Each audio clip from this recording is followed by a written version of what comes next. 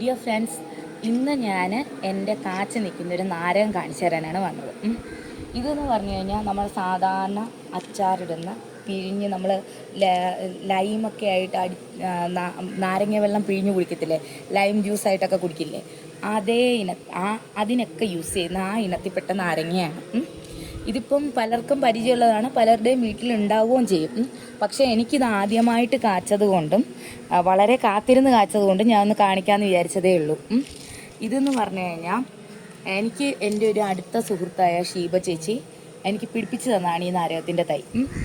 ഇതെന്ന് പറഞ്ഞാൽ ഇതിനെങ്ങനെ നമുക്ക് അടുത്ത തൈകൾ ഉൽപ്പാദിപ്പിക്കാമെന്ന് വെച്ച് കഴിഞ്ഞാൽ നല്ല മുറ്റിയ കമ്പുകൾ ഊന്നി വേര് പിടിപ്പിച്ചെടുക്കാം, അതല്ലെങ്കിൽ ലെയർ ചെയ്തെടുക്കാം. ലെയർ ചെയ്തെടുക്കുന്നത് ഇച്ചിരി പാടുള്ളൊരു പ്രയാസമുള്ള പ്രോസസ്സാണെങ്കിലും മദർ പ്ലാന്റിൻ്റെ അതേ ക്വാളിറ്റീസ് കിട്ടുകയും ചെയ്യും, പിന്നെ പെട്ടെന്ന് കായ്ക്കുകയും ചെയ്യും. പക്ഷേ വേര് പിടിപ്പിച്ചെടുക്കുന്ന തൈകളാണെങ്കിലും പെട്ടെന്ന് തന്നെ കായ്ക്കും.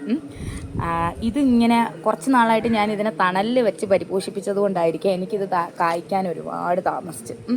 പക്ഷേ ഞാനിങ്ങനെ കാത്തിരുന്ന് ഇതിനെ എടുത്ത് ഞാൻ നല്ല വെയിലത്തോട്ട് വെച്ച് അത് കഴിഞ്ഞപ്പോഴേക്കും ഇതങ്ങ് പൂക്കാൻ തുടങ്ങി. അപ്പോഴും ഞാൻ വിചാരിച്ചൊരു 2-3 കായ് അത്ര തന്നെ ആയിരിക്കും.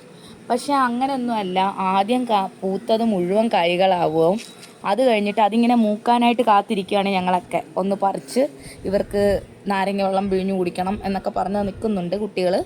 അപ്പം ഇതാണ് എൻ്റെ നാരങ്ങ. ആദ്യമായിട്ട് ഞങ്ങളുടെ ഇവിടെ കായ്ച്ചതാണ്, ഇപ്രാവശ്യം ആദ്യമായിട്ട് കായ്ച്ചതാണ്. ഇതിനി മൂത്ത് ഞങ്ങൾ പറിക്കുന്നതും കൂടെ കാണിച്ചു തരാം കേട്ടോ. അപ്പം ഇത്രയേ ഉള്ളൂ ഇന്നത്തേക്ക്.